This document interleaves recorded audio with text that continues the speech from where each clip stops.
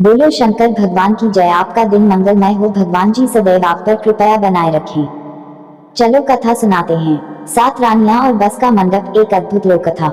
बहुत समय पहले एक राजा था जिसकी 7 सुंदर और गुणवान रानियां थीं। राजा अपने राज्य में न्यायप्रिय और प्रजा का आदर्श था। सातों रानियां भी राजा के प्रति समर्पित थीं और अपने अपने गुणों के लिए प्रसिद्ध थीं। राजा के महल में सब कुछ था, धन, वैभव और सुख शांति, परंतु संतान सुख की कमी ने सभी को व्यथित कर रखा था। राजा का व्रत और कठिन तपस्या। राजा ने महसूस किया कि संतान सुख के बिना उसके जीवन में अपूर्णता है।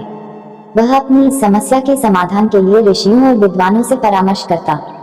ऋषियों ने उसे बताया कि अगर वह कठिन तपस्या करेगा और भगवान शिव का आशीर्वाद प्राप्त करेगा तो उसे संतान सुख प्राप्त हो सकता है। राजा ने अपनी सातों रानियों से अनुमति ली और भगवान शिव की तपस्या के लिए वन में चला गया। वन में राजा ने कठोर व्रत और तपस्या शुरू कर दी। उधर महल में सातों रानियां राजा की तपस्या के सफल होने की कामना करती रहीं। राजा की भक्ति से प्रसन्न होकर भगवान शिव प्रकट हुए और राजा को वरदान दिया, राजन, तुम्हें संतान सुख प्राप्त होगा, लेकिन ध्यान रखना, तुम्हारी संतान का जीवन तुम्हारे और तुम्हारी रानियों के व्यवहार पर निर्भर करेगा। राजा ने भगवान शिव को प्रणाम किया और महल लौट आया। संतान प्राप्ति और ईर्ष्या का आरंभ। कुछ समय बाद राजा की सबसे छोटी रानी ने एक सुंदर पुत्र को जन्म दिया।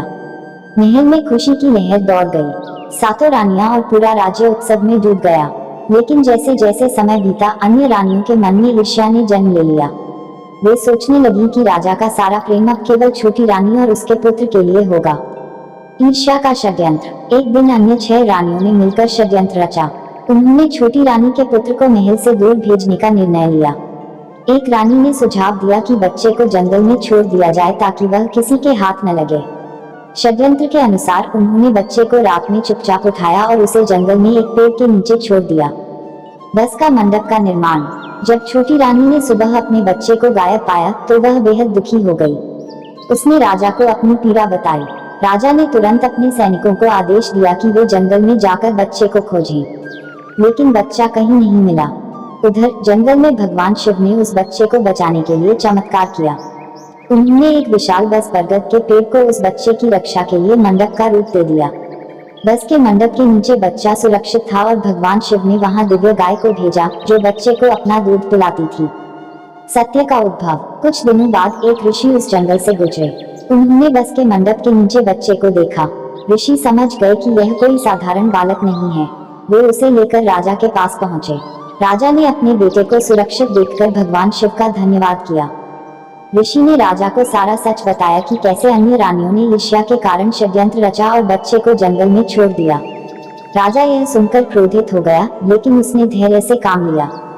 रानियों का पश्चाताप। राजा ने सभी रानियों को बुलाकर पूछा, क्या तुमने मेरे पुत्र को जंगल में छोड़ने का पाप किया है?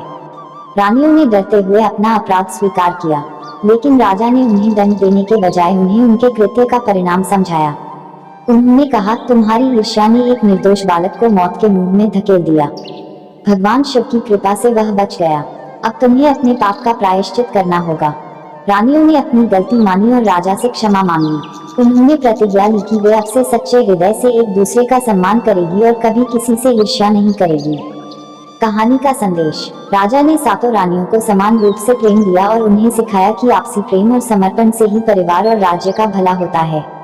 सातों रानियां फिर से एकजुट हो गईं और मिलकर उस बालक का पालन पोषण करने लगी।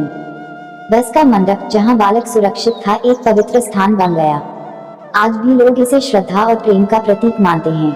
यह कहानी हमें सिखाती है कि ईर्ष्या और द्वेष से केवल दुख ही मिलता है, जबकि प्रेम, क्षमा और समर्पण से जीवन सुखमय हो जाता है।